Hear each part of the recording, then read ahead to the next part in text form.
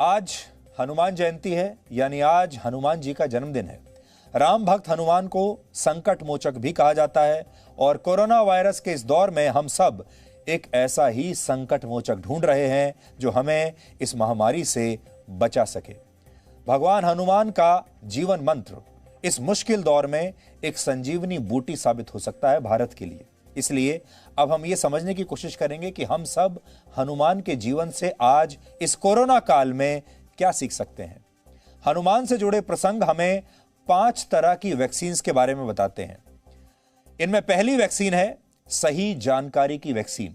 रामायण में उल्लेख मिलता है कि जब रावण से युद्ध के दौरान लक्ष्मण के प्राण निकलने वाले थे, तब हनुमान ने उनके लिए संजीवनी बूटी ढूंढी थी। हनुमान जी को यह नहीं पता था कि संजीवनी बूटी जिस पर्वत पर है वो पर्वत किस दिशा में है। तब सुषेण वैद्य ने उन्हें सही दिशा की जानकारी दी और इस सही जानकारी की वजह से हनुमान द्रोणागिरी पर्वत तक पहुंच पाए जहां संजीवनी बूटी थी। यानी सही जानकारी का महत्व आपके जीवन में, हमारे जीवन में बहुत बड़ा है। अगर जानकारी गलत हो तो आप कभी भी अपने लक्ष्य को हासिल नहीं कर पाएंगे, क्योंकि आप गलत दिशा में जाएंगे। जिसका आपने निश्चय किया है वो लक्ष्य कभी आपको मिलेगा ही नहीं।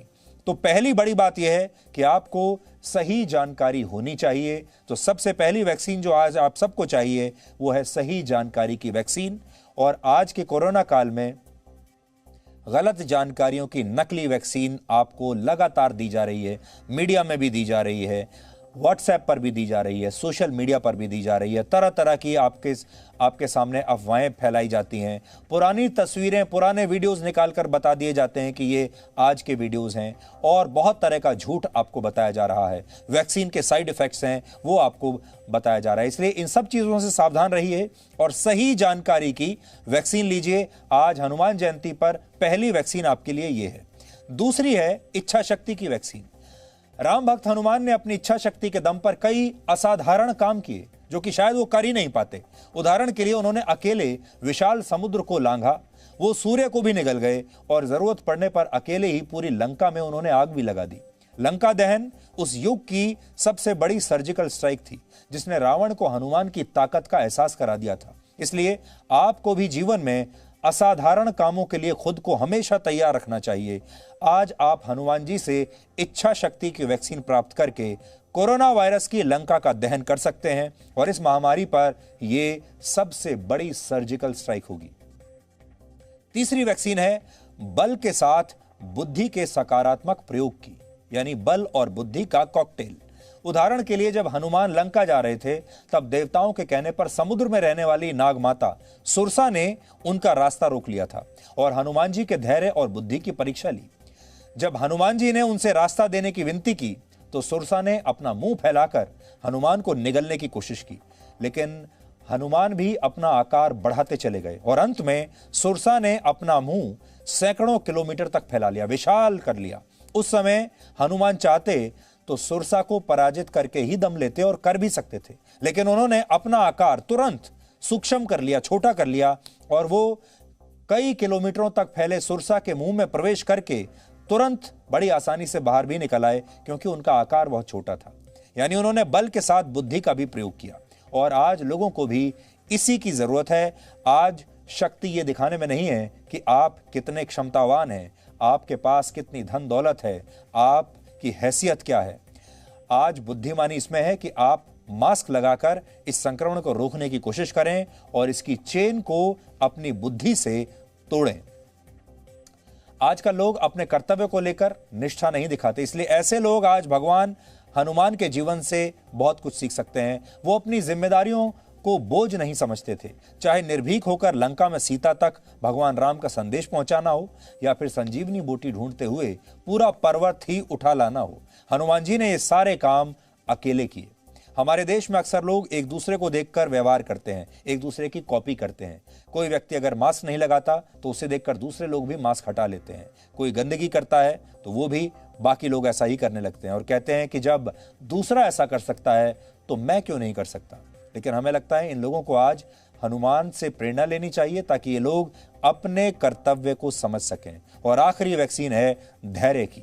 भगवान हनुमान ने जब पूरा समुद्र लांघा तो ये उनका बल था, लेकिन समुद्र को पार करते हुए उनके सामने एक के बाद एक लगातार कई चुनौतियां आती चली गईं, लेकिन उन्होंने धैर्य को छोड़ा नहीं और सकारात्मक सोच लगातार बनाए रखी। वो विनती करते हुए समुद्र को लांघकर लंका तक पहुंच गए और धैर्य की परीक्षा में भी पास हुए। और आज आप सबको भी धैर्य की और सकारात्मक सोच की बहुत ही जरूरत है, तभी आप कोरोना वायरस से लड़ पाएंगे। आज अगर आपने धैर्य दिखाया और अपने सही तरीकों का पालन किया, मास्क लगाकर रखा, अनुशासन का पालन किया, तो आप इस महामारी को हरा सकेंगे। इसलिए आपको अनुशासन की बहुत आवश्यकता है। आप में से बहुत से लोगों को भगवान हनुमान के नाम का अर्थ नहीं पता होगा, इसलिए आपको संक्षेप में इसके पीछे की कहानी भी बताते हैं। जब हनुमान जी बाल अवस्था में सूर्य को निगलने के लिए अपने मुंह में रख चुके थे, तो इंद्रदेव ने उन्हें रोकने के लिए अपने वज्र से उन पर प्रहार किया था और इससे उनकी जो ठोडी थी वो टूट गई थी। ठोडी को संस्कृत में हनु कहा जाता है और इसीलिए उनका नाम हनुमान पड़ गया। रामायण में उल्लेख मिलता है कि जब भगवान राम सीता की खोज करते हुए कर्नाटक के जंगलों में पहुंचे, तो वहां उनकी भेंट पहली बार हनुमान और सुग्रीव से हुई। तब इस क्षेत्र को किष्किंधा कहा जाता था। हनुमान के बल, बुद्धि और भक्ति ने श्री राम को मोहित कर लिया और यहीं उन्होंने हनुमान और सुग्रीव के साथ मिलकर एक वानर सेना का निर्माण किया और फिर इसी सेना के साथ वो रावण के खिलाफ युद्ध में उतरे। लेकिन क्या आपको पता है कि त्रेता युग में भी श्री राम द्वारा बनाई गई इस सेना का बजट यानी इस सेना का खर्च कितना था? इस सेना का खर्च था त्याग, इच्छा शक्ति और सीता को रावण से छुड़ाने की प्रतिज्ञा। यानी त्याग, इच्छा शक्ति और प्रतिज्ञा ये ईंधन की तरह था और उसी ईंधन से ये सेना चलती थी। भगवान राम की ये सेना निस्वार्थ उनके साथ जुड़ी हुई थी। लेकिन आज का युग जो है ये त्रेता युग नहीं है, ये कलयुग है। और आज के इस कोरोना युग में कौन सा देश अपनी सेना पर कितना पैसा खर्च करता है, इसी से उसकी ताकत का आकलन आज भी किया जा रहा है।